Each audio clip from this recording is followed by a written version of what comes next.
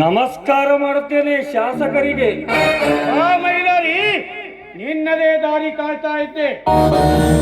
ಗೌಡ್ರೆ, ನನ್ನ ಕರೆಸಿದ ಕಾರಣ? ನೋಡು ಮೈಲಾರಿ, ನನಗೆ ಸುತ್ತಿ ಬಳಸಿ ಮಾತನಾಡಲು ಬರುವುದಿಲ್ಲ. ಈ ವಿಷಯ ಮೊದಲೇ ನಿನಗೆ ಚೆನ್ನಾಗಿ ಗೊತ್ತಿದೆ. ಅದಕ್ಕಾಗಿ ನೇರ ವಿಷಯಕ್ಕೆ ಬರುತ್ತೇನೆ, ಕೇಳು. ಅದೇನಂತ ಹೇಳಿ ಗೌಡ್ರೆ. ನೋಡು ಮೈಲಾರಿ, ನಿನಗಿರುವುದು ಬರೀ 4 ಎಕರೆ ಜಮೀನು ಮಾತ್ರ. ಆ 4 ಎಕರೆ ಜಮೀನಿನಲ್ಲಿ ಇಷ್ಟು ವರ್ಷ ಎಷ್ಟೋ ಕಷ್ಟಪಟ್ಟು ಬೆಳೆದರೂ ಬೆಳೆ ನಿಮಗೆ ಸರಿಯಾಗಿ ಬೆಳೆದಿಲ್ಲ. ಅದಕ್ಕಾಗಿ ನಮ್ಮ ಊರಿಗೆ ಆ PRD ಕಂಪನಿ ಅಂತ ಬಂದಿದೆ. ನಿಮ್ಮ ಜಮೀನಿನಲ್ಲಿ ಅವರು ಕಾರ್ಖಾನೆ ಕಟ್ಟುತ್ತಿದ್ದಾರೆ. ಅದಕ್ಕಾಗಿ ನೀವೆಲ್ಲವ ಜಮೀನಲ್ಲಿ ಕೊಟ್ಟರೆ 1 ಎಕರೆಗೆ 10 ಲಕ್ಷ ಕೊಡ್ತಾ ಇದ್ದಾರೆ. ಹಾಗೆ ಆ ಕಾರ್ಖಾನೆಯಲ್ಲಿ ಪ್ರತಿಯೊಬ್ಬರಿಗೂ ಕೆಲಸನೂ ಕೊಡ್ತಾ ಇದ್ದಾರೆ. ಕೈ ತುಂಬ ಹಣ, ನಾನು ಗ್ಯಾರಂಟಿ. ಗೌಡ್ರೆ, ನಾವಂತೂ ಬಡವರು ನಿಜ. ಹಾಗಂತ ನೀವು ಬಡವರ ಮೇಲೆ ಕರುಣೆ ತೋರಿಸುವ ಮನಸ್ಸು ಮಾಡಿದ್ದೀರಿ ಅಂದರೆ ಅದು ನನ್ನ ಒಳ್ಳೆಯದಕ್ಕೆ ತಾನೇ? ಅಯ್ಯ, ನಮ್ಮ ಗೌಡ್ರ ಮನಸ್ಸು ಅಂದ್ರೆ ಏನೋ ತಿಳ್ಕೊಂಡು ಆತಮ. ಹಾಲಿದ್ದಂಗ, ಹಾಲಿನಾಗ್ರೆ ಹಾಕು, ನೀರಿನಾಗ್ರೆ ಹಾಕು, ಎರಡಕ್ಕೆ ಹೊಂದ್ಕೊಂಡು ಹೋಗ್ತೈತೆ ಆತಮ. ಗೌಡ್ರೆ, ನಾನು ಎಷ್ಟು ಶಾಲೆ ಕಲಿತರು ನನಗೆ ಒಂದು ಕೆಲಸ ಕೂಡ ಸಿಗಲಿಲ್ಲ. ಹಾಗಂತ ಹೊಲದಲ್ಲಿ ಕೆಲಸ ಮಾಡಬೇಕೆಂದರೆ ಅದು ಕೂಡ ನನ್ನ ಕೈಲೇ ಆಗುತ್ತಿಲ್ಲ. ನೀವು ಹೇಳಿದ ಪ್ರಕಾರ ನಾನು ನಮ್ಮ 4 ಎಕರೆ ಹೊಲ ಕೊಡುತ್ತೇನೆ. ಆದರೆ ಅಂತ ಯಾಕೆ ಅರ್ಲಕ್ ನಿಲ್ಲಿಸ್ತೇವ ಮೈಲಾರಪ್ಪ?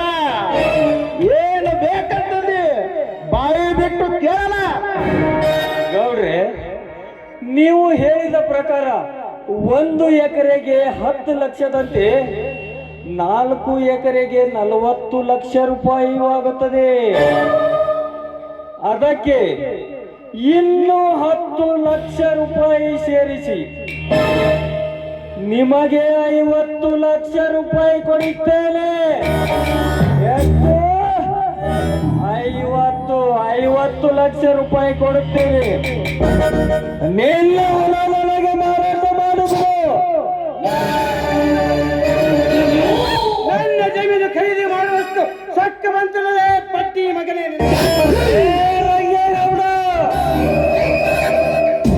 ಈ ಬಡ ರೈತನ ಜಮೀನಿನ ಮೇಲೆ ಕಣ್ಣು ಹಾಕಲು ನಿನಗೆ ಅಷ್ಟು ಸತ್ತು ಬಂದಿರಬೇಕು.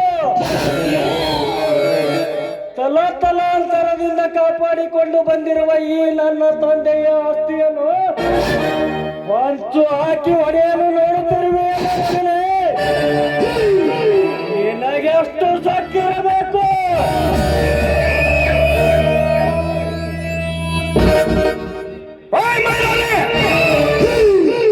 ಸೋಮನ ನಮ್ಮ ಮಾತಿಗೆ ಒಪ್ಪಿಕೊಂಡು ಹೊರಟು ಹೋದರೆ ಎಲ್ಲದಿದ್ದರೆ ಅನ್ಯಾಯವಾಗಿ ಯುದ್ಧವನ್ನು ಪ್ರಾಣ ಕಳೆದುಕೊಳ್ಳಬೇಕಾಗುತ್ತದೆ. ಲೇ ಬಲರಾಮ, ಪ್ರಾಣ ಕಳೆದುಕೊಳ್ಳುವುದಕ್ಕೆ ನಾನೇನು ನಿಮ್ಮ ಅಪ್ಪನ ಆಸ್ತಿ ತಿಂದು ಬೆಳೆದವನಲ್ಲ. ಇಡೀ ತಾಲೂಕಿಗೆ ಪ್ರಗತಿಪರ ರೈತ ಎನಿಸಿಕೊಂಡಿರುವ ರೈತನ ಮಗ. ನಿಮ್ಮ ಹಾಗೆ ಬಡವರ ದಬ್ಬಾಳಿಕೆ ಮಾಡುವ ಖದೀಮನಲ್ಲ.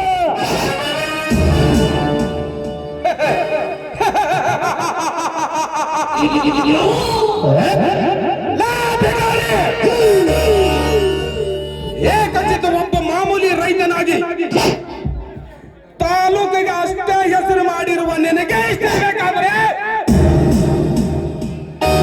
ಇನ್ನು ಈ ಇಡೀ ಕರ್ನಾಟಕದಲ್ಲಿ MLA ಪದವಿ ಪಡೆದುಕೊಂಡು ನಿಮ್ಮಂತ ಬಡಕುನಿಗಳಿಗೆ ಅನ್ನ ಹಾಕುವ ಈ ಅನ್ನದಾತರಿಗೆ ಅಷ್ಟೇ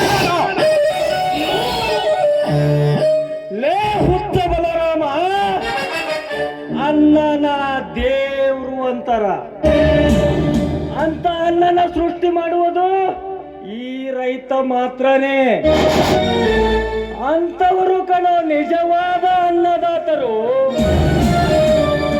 ನೀವು ಅದೇ ಅನ್ನದಾತರ ಮೇಲೆ ಕನ್ನ ಹಾಕುವ ಖದೀಮ್ ನನ್ನ ಮಕ್ಕಳು. ನಿಮಗೆ ನಾವು ಕೊಟ್ಟ ಅಧಿಕಾರ ಕೇವಲ 5 ವರ್ಷ. ಸುಮ್ಮನೆ ನಿಮ್ಮದೇನಿದೆ ಅಷ್ಟು ಕೆಲಸ ಮಾಡಿಕೊಂಡು ಹೋಗಿಬಿಡಿ. ನನ್ನ ಮನೆಗೆ ಬಂದು ನನಗೆ ಸಕ್ಕಿನಿಂದ ಮಾತನಾಡುತ್ತೀವ್ಯಾ ಕುನ್ನಿ? ರಾಜಕೀಯದಲ್ಲಿ ನನ್ನ ಹೆಸರು ಕೇಳಿದರೆ ಸರ್ಕಾರವೇ ಗಡ ಗಡ ಗಡ ನಡುಗುತ್ತಿರಲಿದೆ. ಖಚಿತ ನೀನು ಒಂದು ಬಡ ಭಿಕಾರಿ ಕೊನ್ನಿ.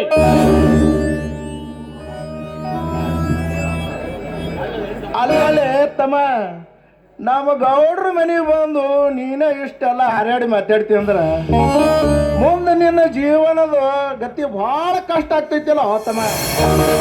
ಸುಮ್ಮನೆ ಯಾಕ ಸುಖದ ಗುದ್ದಿಗೆ ದಬ್ಬಡ ಚುಚ್ಕೋತಿ?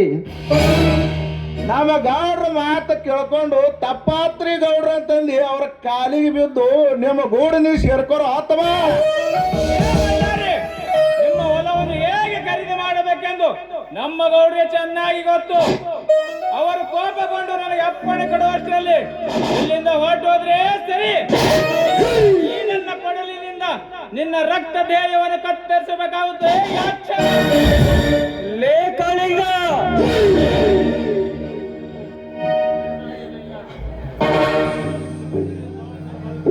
ಕಾಳಿಂಗ, ನೀನು ಕರೆದಾಗ ನನ್ನ ಬರುವುದಕ್ಕೆ, ಹೋಗು ಅಂದಾಗ ಹೋಗುವುದಕ್ಕೆ ನಾನೇನು ನಿನ್ನ ಹಾಗೆ ಎಂದಲು ತಿನ್ನುವ ನಾಯಿ ಎಂದು ತಿಳಿದಿರುವಿರ? ಓಯೇ ಅಧಿಕಾರಿ, ನನ್ನನ್ನು ಕರೆಸಿದಕ್ಕೆ ನಿನಗೊಂದು ಮಾತು ಹೇಳುವೆ, ಗಮನದಲ್ಲಿಟ್ಟುಕೊಂಡು ಕೇಳು. ಈ ನಮ್ಮ ಊರಿಂದ ನಿನಗೆ ಒಂದು ಗೇಣ ಹೊಲ ಕೂಡ ಕೊಡುವುದಿಲ್ಲ. ಸುಮ್ಮನೆ ಬಂದ ದಾರಿಗೆ ಸುಂಕ ಇಲ್ಲಂತ ಇಲ್ಲಿಂದ ಕಾಲು ಕಿತ್ತರೆ ಸರಿ. ಇಲ್ಲದಿದ್ದರೆ ಇದೇ ಮಣ್ಣಲ್ಲಿ ಮಣ್ಣಾಗಿ ಹೋಗ್ತೀಯಾ? ಹುಷಾರ್. Farmer, you should sell your land to me and get a handful of money. Yeah. Officer, mind your language. For your kind information, I am not a useless farmer. I am a KLE mechanical engineering college student. But not forget my culture, my tradition, my values. Jai Jawan, Jai Kisan. Officer, ನಾನೊಬ್ಬ ರೈತನಾದ ಮಾತ್ರಕ್ಕೆ ನನಗೆ English ಮಾತನಾಡುವುದಕ್ಕೆ ಬರುವುದಿಲ್ಲ ಅಂದುಕೊಂಡಿದ್ದು ಅದು ನಿನ್ನ ಮುಟ್ಟಾಳತನ. ನಿನಗೆ English ಮಾತನಾಡಲು ಮಾತ್ರ ಗೊತ್ತು. ಆದರೆ ಇದೇ ನಮ್ಮ ಭಾರತಕ್ಕೆ ಪ್ರಪ್ರಥಮ ಬಾರಿಗೆ ಕ್ರಿಸ್ತಕ ಪೂರ್ವ 1835ರಲ್ಲಿ ಲಾರ್ಡ್ ಮೆಕಾಲೆ ಎನ್ನುವವರು ಜಾರಿಗೆ ತಂದಿದ್ದು ನನಗೆ ತುಂಬಾ ಚೆನ್ನಾಗಿ ಗೊತ್ತು. ಇರಬಹುದು, ಆದರೆ ಕನ್ನಡ ನನಗಿಂತ ಹೆಚ್ಚು ನಿನಗೆ ಗೊತ್ತಾ? ಆಫೀಸರ್, ಮಾತೃಭಾಷೆ ಬಿಟ್ಟವರು ಮೂರು ಬಿಟ್ಟವರಿಗಿಂತ ಮೂರ್ಖರು. ಏನ್ ಹೇಳು? ಮಾತೃಭಾಷೆ ಬಿಟ್ಟವರು ಮೂರು ಬಿಟ್ಟವರಿಗಿಂತ ಮೂರ್ಖರು. ಆಡುವುದಕ್ಕೆ ಕೋಟಿ ಭಾಷೆಗಳಿದ್ದರು, ಮಾತನಾಡುವುದಕ್ಕೆ ಒಂದೇ ಒಂದು ಭಾಷೆ, ಅದು ಈ ನನ್ನ ಮಣ್ಣಿನ ಕನ್ನಡ ಭಾಷೆ.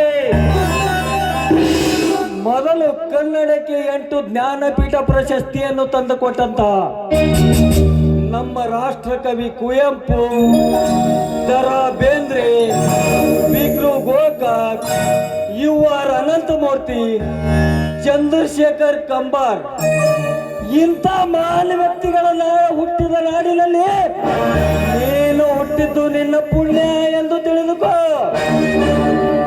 ಮೊದಲು ನಮ್ಮ ಕನ್ನಡಕ್ಕೆ ಗೌರವ ಕೊಡುವುದನ್ನು ಕಲಿತುಕೋ.